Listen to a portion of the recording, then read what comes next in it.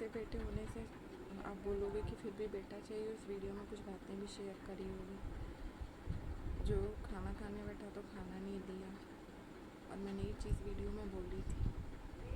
उसके बाद अभी आप देर से आए हो तो मैंने इसलिए नहीं उठाया, पापा को चाय दे के आ गई। ऐसा नहीं कि पापा सिर्फ मैंने अपनी चाय बनाई, भाई हो तो मम्मी की नहीं बनाई, ठीक है।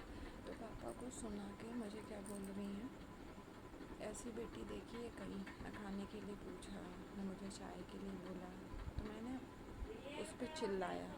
मैंने बोला कि आपका बेटा मतलब खाना लेके बैठ रहा है फिर भी आपको नहीं बोला, तो उसकी गलती नहीं नज़र आ रही, फिर भी मेरी गलती नज़र आ रही है। उसके बाद भी अनशन मुझे ही बोल रही है।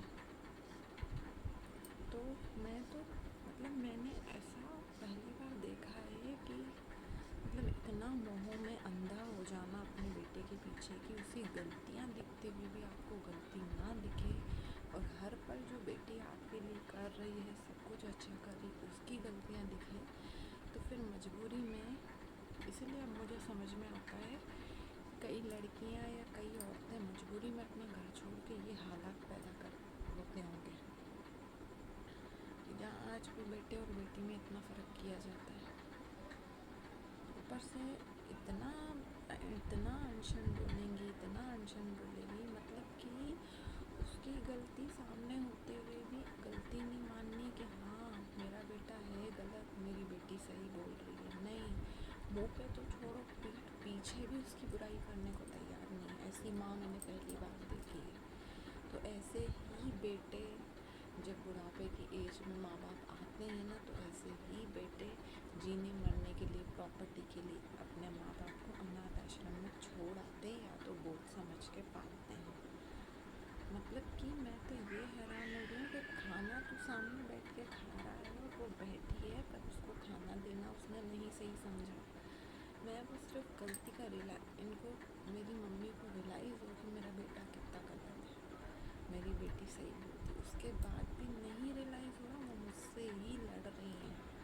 तो मैं बोलूँगी बुद्धि भ्रष्ट हो चुकी है हमारी मम्मी की, और वो मुझे इतना परेशान कर रही हैं ये हरकतें देख देख के। मतलब इतना हाइपर, इतना ज़ोर ज़ोर से चीखो कि इनका बेटा बोले कि हर चीज़ में मेरा घर है, तो मुझे ऐसा लगता है कि मैं यहाँ से बिल्कुल चली जाऊँ, बिल्कुल इनके साथ एक पल नहीं रहूँ, इनका कोई दुख सुख। और रियली में अब मैं इनका कोई दुख सुख नहीं देखूँगी, क्योंकि यार अगर इतना गंदा बिहेव आपकी माँ जिसने आपको पैदा करा वो आपके साथ कर सकती है, बेटे बेटी में इतना फ़र्क समझ सकती है कि मतलब जैसे कोई गुलाम को गुलामी कर रहे हो अपन इनके बेटे और इनकी, तो भैया मैं नहीं रह सकती कि सही और गलत भी नहीं देखा जा रहा है कि कहाँ मेरे बेटे की गलतियाँ हैं, कहाँ मेरी बेटी की गलती, कहाँ कौन सही कौन नहीं।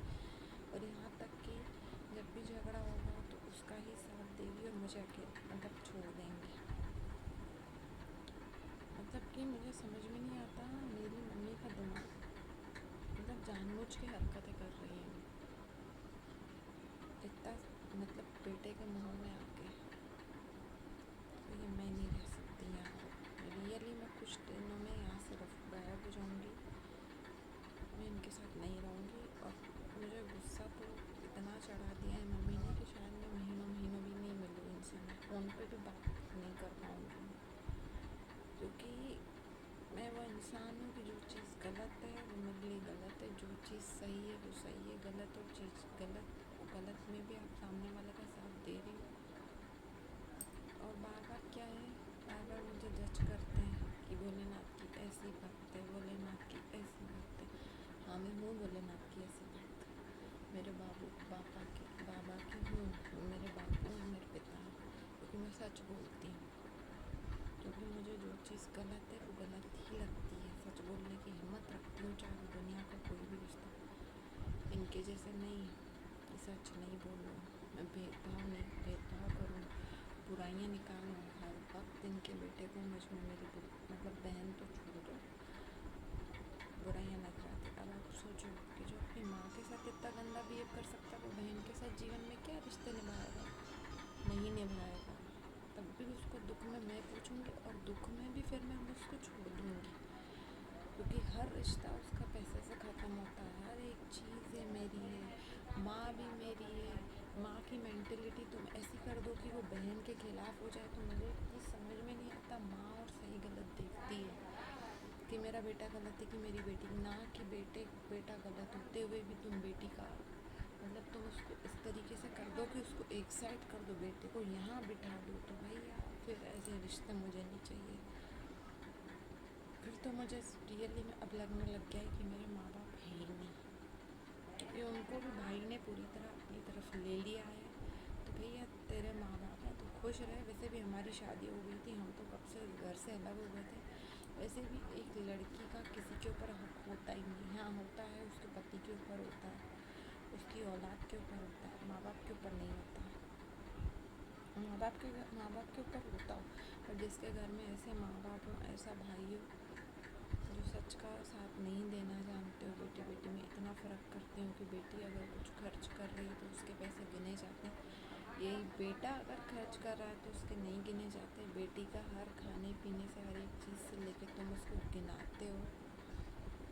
नहीं, इतनी बोझ नहीं हूँ मैं किसी के ऊपर यार, इतनी बोझ नहीं हूँ कि मैं अपने हाथ पे नहीं चलूँ। जब मैं इतनी मोटे से इतनी पतली हो गई तो मैं कमा के भी खा लूँगी। अब आप लोगों को लगेगा कि मैं कितनी टेंशन में। तो अब एक बात बताओ, कई लोग मुझे बोलते कमेंट करके, आप खुश रहा करो इस ऐसी घर की स्थिति में। आप बताओ कोई कैसे खुश रहेगा? मुझे भी खुश रह सकती हूँ जब इस माहौल से निकलूँगी। पहले तो दिन रात मकान के लिए झगड़े थे, मकान नहीं बिक रहा है, ये वो। अब जब वो मकान का हो गया तो दूसरी प्रॉब्लम, तो जीवन भर इनके साथ ये प्रॉब्लम मैं नहीं बर्दाश्त कर सकती भाई। और भगवान जाने इसके साथ कौन ऐसी लड़की आएगी ब्याह के जिसके साथ ये निभा लेगा। और सबसे मेन चीज़, जो अपनी बेटी को बोले कि तुम मेरे बेटे के जुल्म बर्दाश्त करो, वो कल को बहू की भी साइड नहीं लेगी। वो बहू को चाहे मारेगा पीटेगा या बहू के साथ गंदा बिहेव करेगा, तो मेरी माँ वो है कि कुछ नहीं बोलेगी, फिर भी अपने बेटे के ही साथ देगी। तो भैया जो लड़की आएगी ना, बहुत सोच समझ के आएगी इसके पास। मुझे नहीं पता कौन आएगी कौन नहीं आएगी, और अब ना मैं इसकी टेंशन लेती हूँ कि शादी होगी कि नहीं होगी। ये मेरा इतना तो दुश्मन बन गया है, इतना मेरे लिए मतलब दिन रात जो मैं जल चढ़ाने जाऊँ, तेरे लिए प्रार्थना करूँ, हे भगवान इसका अच्छा हो जाए, सब कुछ अच्छा हो जाए, उसके बाद भी मुझे दुश्मन तुम मानते हो। तो मैं तो ना तुम्हारा अच्छा सोचूंगी ना बुरा सोचूंगी, मैं कुछ भी नहीं सोचूंगी। क्योंकि कहीं ना कहीं अब मेरे मन में आ गया है कि भले चाहे मैं मानती हूँ, अंदर से मोह नहीं निकलता। आप कितना भी बोल लो कि मेरे माँ बाप नहीं है, मेरा कुछ नहीं, पर दिल नहीं मानता। पर मुझे ऐसा लगने लग जाएगा कि मेरा कुछ नहीं है रियली में, क्योंकि हर वक्त गलत हो रहा है, गलत चीज़ में भी उसका साथ दे रहे हैं। मानती हूँ, चलो थक के आया, कुछ आया, माँ को तो अपना खाना परोसा, साथ में थाली परोस के देने में तेरे हाथ बन जाते, वो उनको गलती नज़र नहीं आ रही। अगर इतना गलत में साथ देना है, जिन माँ बाप को अपने बच्चों का देना है, लिख के ले लो, उनकी औलाद बैठ के दो रोटी सूख के नहीं खिला सकती, वो आपकी सेवा कुछ नहीं कर सकती। और जो औलाद करे उसको तो कोई समझने वाला ही नहीं। इसलिए बाबा, अपन ने जोड़े हाथ, अपन हर रिश्ते से अब थक चुके हैं, हमारे अंदर हिम्मत नहीं है। मैं रियली में इनसे इतनी दूर चली जाऊंगी कि या कहीं रूम भी लूँगी ना, चाहे पास में भी रहूँगी ना, तो मैं इनके घर की चौखट नहीं चढ़ूँगी। चाहे नया घर बनाए, महल बना ले, कुछ भी बना ले, क्योंकि मेरा तो कुछ नहीं है। और पैसा है, रही पैसे की बात, आज तक इनका जितना भी पैसा खर्च करा है, कुछ भी है, वो लौटाऊँगी बहुत जल्दी अपनी माँ को मैं, जिस दिन भी कमाने लग गई। क्योंकि वो उनके ऊपर मेरा कर्जा है, पालने पोसने का कर्जा औलाद कभी नहीं उतार सकती। बट मुझसे जितना हुआ मैंने इनके लिए जीवन में बहुत अच्छा किया। माँ बाप का ऐसा नहीं कि नहीं किया, अपना घर भी बर्बाद कर दिया, अपनी पहली शादी भी बर्बाद कर दी, बच्चों को पीछे छोड़ दिया, सब कुछ कर दिया। इनको कुछ नज़र नहीं आया, उसका सलाह मुझे ही मिला, बुराई।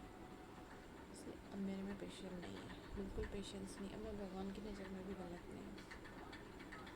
चलो, सबको हर हर महादेव, जय महाकाल। बाकी लाइफ बहुत डिफ़िकल्ट है, और एक लड़की के लिए जीवन बहुत मुश्किल है, क्योंकि दुनिया में उसका कोई नहीं होता। हाँ, एक भगवान होता है, और अच्छा हम सफ़र मिल जाए तो वो ज़रूर होता है, बाकी कोई नहीं होता।